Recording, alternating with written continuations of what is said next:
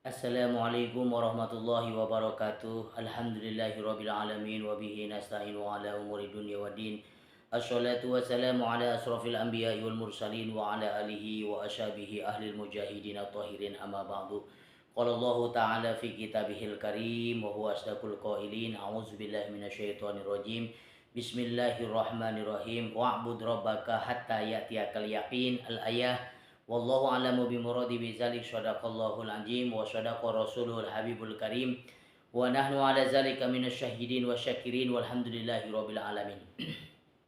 Teman-temanku para pendengar di seluruh Nusantara yang budiman, yang dimuliakan Allah Subhanahu wa taala, semoga kita dapat semoga kita dapat menambah ilmu yang bermanfaat di dunia dan di akhirat insyaallah. Pada kesempatan kajian pada malam hari ini mengenai kitab Riyadhus Shalihin berjudul keharusan tunduk kepada hukum Allah. Allah Subhanahu wa taala berfirman, "Fala wa rabbika la yu'minuna hatta yuhaqqimuka فيما شجر بينهم ثم لا يجدوا في أنفسهم حرجا مما قضيت ويسلموا تسليما."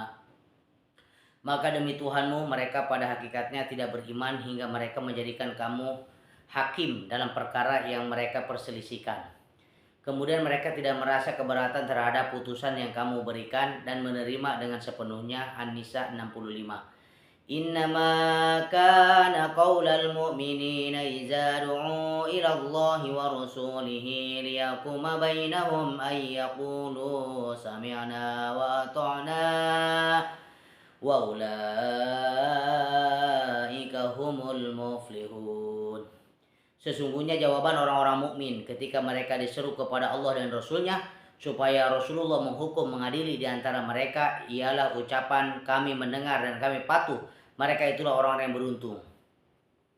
Jadi orang-orang yang beriman kepada Allah dan Rasulnya, apa yang dikatakan oleh Allah dan Rasulnya, itu mereka selalu patuh. Ya, para sahabat itu selalu patuh sehingga mereka mendapatkan muflihun. Artinya orang-orang yang beruntung.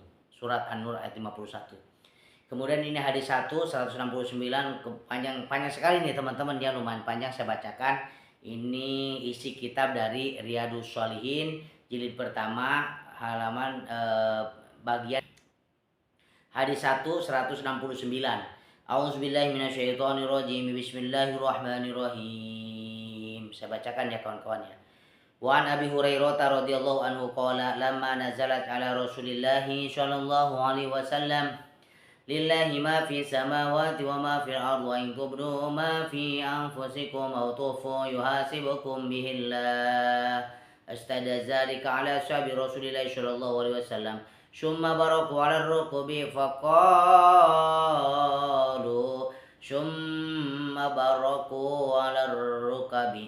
faqalu ay Rasulullah kullifna minal a'mali ma nutiq as-salah wal jihad wa syiyama wa sadaqah wa qad unzilat 'alaika hadhil ayatu wa la nutiquha. Qala Rasulullah sallallahu alaihi wasallam aturiduna an taqulu kama qala ahlul kitabaini min qablikum sami'na wa asaina bal qulu sami'na wa ata'na ghufranaka rabbana wa ilaikal masir. Falamma aftara ahal qaum wa zalat biha alsinatuhum anzalallahu ta'ala fi isriha amana ar-rasulu bima unzila ilaihi min rabbihi wal mu'minun kullun amana billahi wa malaikatihi wa kutubihi wa rusulihi la nufarriqu baina ahadin min rusulihi wa qalu sami'na wa ata'na ghufranaka rabbana wa ilaikal masir. Falamma fa'alu dzalika nasakhallahu ta'ala fa'anzalallahu 'azza wa jalla la yukallifullahu nafsan illa wus'aha laha ma kasabat 'alaiha ma iktasabat. Rabbana la tu'akhidhna in nasina wa akhtana. Qala na'am Rabbana wa la tahmil 'alaina isran kama hamaltahu 'alal ladzina min qablina. Qala na'am Rabbana wa la tuhammilna ma la taqata lana bih. Qala na'am wa'fu anna waghfir lana warhamna anta maulana fansurna 'alal qaumil kafirin. Ini surat amanah Rasul ya teman-teman. Abu Hurairah radhiyallahu anhu berkata ketika ayat berikut ini turun kepada Rasulullah shallallahu alaihi wasallam, lillahi ma fis samawati wa ma fil ardi wa in tubdu ma fi anfusikum aw tukhfu yuhasibukum bihillah. Kepunyaan Allah lah segala apa yang ada di langit dan di bumi. Jika kamu melahirkan apa yang ada di dalam hatimu atau menyembunyikannya, niscaya Allah akan membuat perhitungan dengan kamu tentang perbuatan itu. Para sahabat berasa berat, mereka datang kepada Rasulullah. Mereka berlutut di depan beliau dan berkata, "Ya Rasulullah, sholat, jihad, dan zakat adalah kewajiban yang mampu kami lakukan. Sedangkan yang diturun kepada engkau ini tidak mampu kami tanggung." Rasulullah Shallallahu Alaihi Wasallam bersabda, apakah kalian ingin mengatakan seperti yang dikatakan oleh ahlul kitab Yahudi dan Nasrani sebelum kalian? Kami mendengar dan kami durhaka. Akan tetapi katakanlah, kami dengar dan kami taat, kami memohon ampun kepadamu ya Tuhan kami, kepadamu tempat kembali. Ketika para sahabat Rasulullah Shallallahu Alaihi Wasallam telah membacanya dan lidah mereka telah terbiasa, Allah menurunkan ayat berikut. Rasul telah beriman kepada Al-Quran yang diturunkan kepadanya dari Tuhannya. Demikian pula orang-orang yang beriman, semuanya beriman kepada Allah, malaikat-malaikatnya, kitab-kitabnya, dan rasul-rasulnya. Mereka mengatakan kami tidak membeda-bedakan antara seorang pun dengan yang lain dari rasul-rasulnya. Dan mereka mengatakan kami dengar dan kami taat. Mereka berdoa, ampunilah kami ya Tuhan kami, dan kepadamu tempat kembali. Ketika mereka telah melakukannya, Allah Ta'ala menghapus kandungan ayat ini dan menurunkan ayat berikut, yang artinya Allah tidak membebani seseorang melainkan sesuai dengan kesanggupannya. Ia mendapat pahala dari kebajikan yang diusahakannya dan mendapat siksa dari kejahatan yang dikerjakannya. Mereka berdoa, ya Tuhan kami, janganlah engkau hukum kami jika kami lupa atau kami tersalah. Allah Subhanahu wa Ta'ala berfirman, yang artinya ya Tuhan kami, janganlah engkau bebankan kepada kami beban yang berat sebagaimana engkau bebankan kepada orang-orang yang sebelum kami. Allah menjawab, kami, janganlah ya Tuhan kami, janganlah engkau pikulkan kepada kami apa yang tak sanggup kami memikulnya. Allah menjawab, yang artinya beri maaflah kami, ampunilah kami, dan rahmatilah kami, engkaulah penolong kami, maka tolonglah kami terhadap kaum yang kafir. Allah menjawab, ya. Hadis riwayat Muslim. Nasak penghapusan suatu hukum dalam Islam adalah benar adanya. Para sahabat khawatir jika segala hal yang terlintas di pikiran mereka dan belum terwujudkan dalam perbuatan sudah dinilai oleh Allah.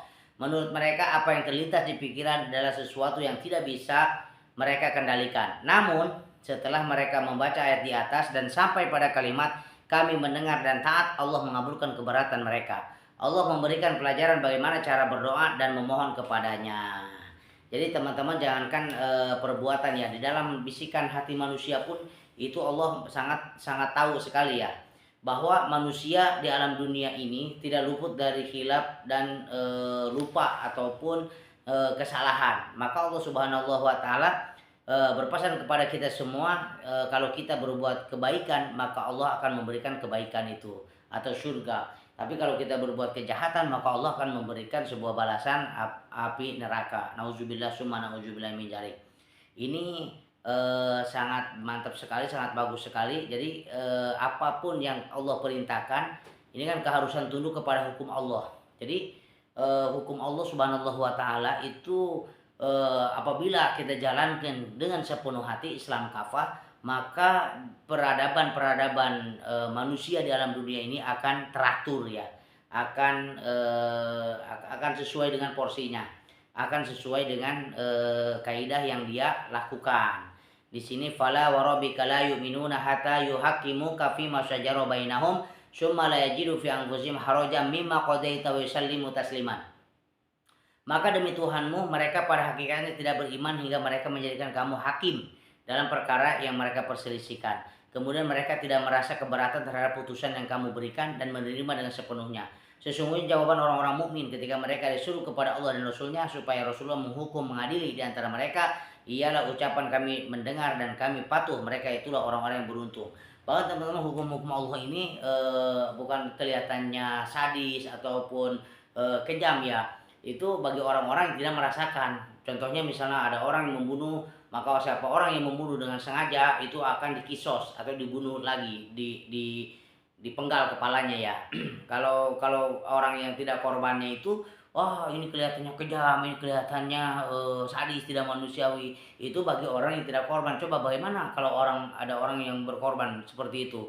Dia dizolimi sama misalnya sama perampok gitu kan, dizolimi, istrinya dibunuh segala macam, anaknya juga dibunuh. Itu apa yang mereka, jadi Islam itu solusi ya, itu mencernakan untuk keadilan bagi umat manusia.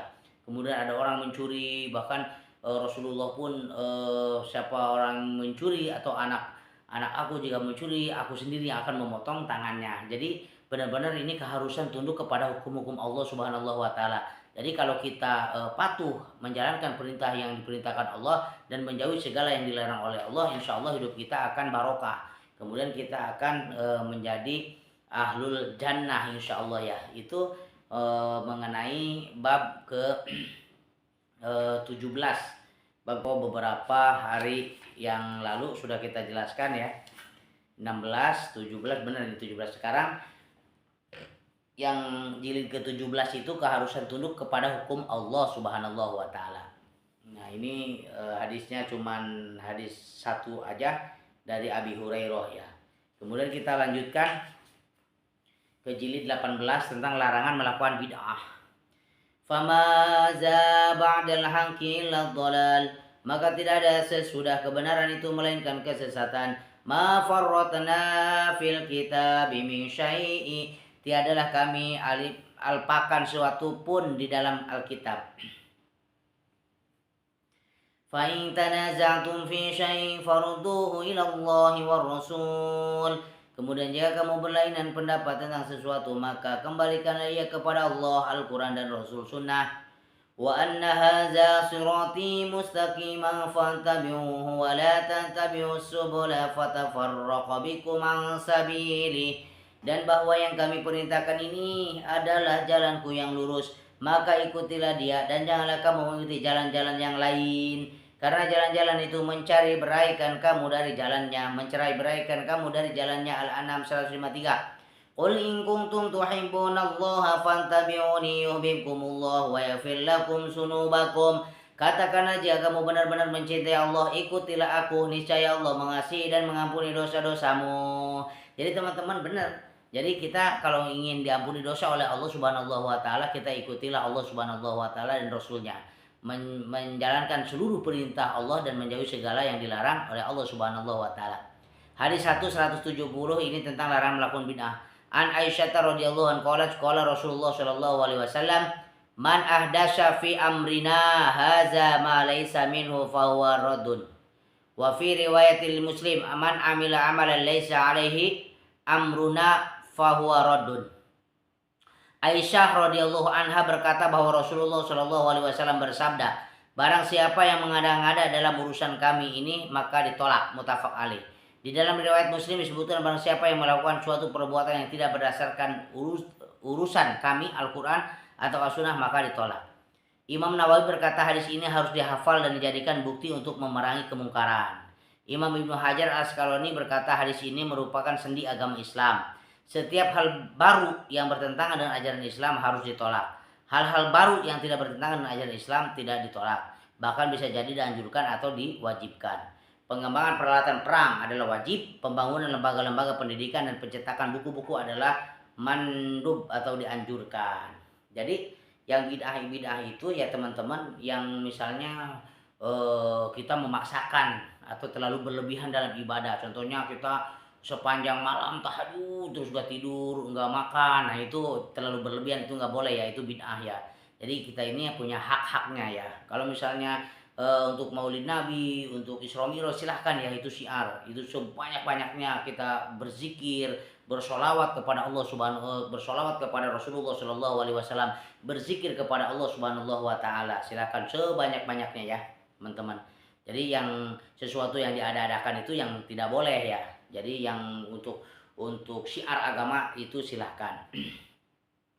Hadis 171. Wa an Jabir radhiyallahu anhu qala kana Rasulullah sallallahu alaihi wasallam iza khataba himmarat ainahu wa ala sautuhu wastadda ghadabuhu hatta ka'annahu munziru jaisi yaqulu sabbahakum wa massakum wa yaqulu bu'istu ana wa sa'atu kahataini wa yaqrunu baina asbu'aihi sababati wal wusta wa yaqulu amma ba'du fa inna khairul hadisi kitabullah wa khairul hadi hadi Muhammadin sallallahu alaihi wasallam wa syarrul umuri muhdatsatuha wa kullu bid'atin dalalatun summa yaqulu ana aula bi kulli mu'minin min nafsi man taraka mala fali ahli wa man taraka dainan aw doyaan fa ilayya wa alayya rawahu Muslim. Jabir radhiyallahu anhu berkata, apabila Rasulullah sallallahu alaihi wasallam berkhutbah, dua matanya memerah, suaranya keras dan kemarahannya memuncak, seolah-olah beliau memberikan peringatan kepada pasukannya. Beliau berkata, awas ada bala tentara yang datang kepadamu waktu pagi atau sore. Beliau juga berkata, waktu aku diutus dan kiamat bagaikan dua jari ini, beliau memperlihatkan jari telunjuk dan jari tengah. Beliau bersabda, amma ba'du, sesungguhnya perkataan terbaik adalah kitab Allah, tuntunan terbaik adalah tuntunan Nabi Muhammad SAW. Perkara terjelek adalah yang baru bid'ah dan setiap bid'ah adalah sesat. Kemudian beliau berkata, aku adalah yang lebih berhak terhadap setiap orang mukmin daripada dirinya sendiri. Barang siapa yang meninggalkan harta maka itu untuk keluarganya, dan barang siapa yang meninggalkan meninggalkan utang maka akulah yang menanggung. Hadis riwayat Muslim. Kesibukan terbaik adalah mempelajari Al-Quran dan Sunnah. Jadi teman-teman, sebetulnya kita aktivitas apapun itu silahkan saja. Yang penting kita halal ya. Yang penting kita diridhoi oleh Allah Subhanahu wa taala. Jadi kesibukan yang paling terbaik di antara yang lain adalah mempelajari Al-Quran dan As-Sunnah. Mempelajari Al-Quran kemudian kita mengamalkannya. Kata As-Sunnah, kata hadis-hadis Rasulullah Shallallahu alaihi wasallam, apa yang dibolehkan kita kerjakan, apa yang diharamkan itu kita tinggalkan. Yang kedua, memberantas perkara-perkara bid'ah adalah suatu keharusan. Anak-anak yatim dan orang-orang tidak mampu harus ditanggung oleh Baitul Mal kas negara. Para pemimpin negara berkewajiban menanggung mereka menggantikan peran Rasulullah SAW. Hadis ini merupakan salah satu dalil keberadaan hukum waris. Hadis 172 wa anil Irbad bin Sariyah radhiyallahu anhu hadisuhu sabiqu fi babil muhafati ala sunnati. Irbad bin Sariyah radhiyallahu anha juga menyebutkan hadis ini sebagai telah ditulis pada bab memelihara sunnah, hadis nomor 258. Jadi teman-teman, alhamdulillah pada kesempatan malam hari yang cerah ini kita bisa mengkaji jilid ke-17 sampai 18 larangan melakukan bid'ah dan mematuhi atau keharusan tunduk kepada hukum Allah Subhanahu wa taala. Jadi pada kesempatan malam hari yang bahagia ini kita alhamdulillah sudah bisa mengkaji jilid ke-17 sama jilid ke-18. Jadi insya Allah untuk berikutnya yang akan datang besok kita akan mengkaji jilid ke-19 tentang orang yang memulai melakukan kebaikan atau keburukan. Jadi demikian teman-teman ya, mudah-mudahan kajian-kajian yang kita sampaikan ini mudah-mudahan kita diampuni dosanya oleh Allah Subhanahu wa taala dan kita ditambah ilmu yang barokah, ilmu yang bermanfaat bagi kita sendiri, bagi keluarga kita, bagi orang tua kita, bagi saudara-saudara kita, bagi tetangga kita, bagi negara maupun dunia ya. Mudah-mudahan kita semuanya ahlul jannah atau masuk ke dalam surga. Kiranya demikian. Mohon maaf kiranya usikum binafsi wa taqwallah. Wassalamualaikum warahmatullahi wabarakatuh. Jibril, Mikail, Israfil, Ijrail, Munkar wa Nakir, Raqib Atid, Malik Ridwan. Ya Rabbi bil Mustafa balik maqasidana waghfir lana ma madha ya wasi'al karami wal habibul ladzi turja syafa'atuhu likulli halim minal ahwali muftahami. Ya Allah biha, ya Allah biha, ya Allah bihusnil khatimah. Ya Allah biha, ya Allah biha, ya Allah bihusnil khatimah. Walhamdulillahi rabbil alamin. Assalamualaikum warahmatullahi wabarakatuh.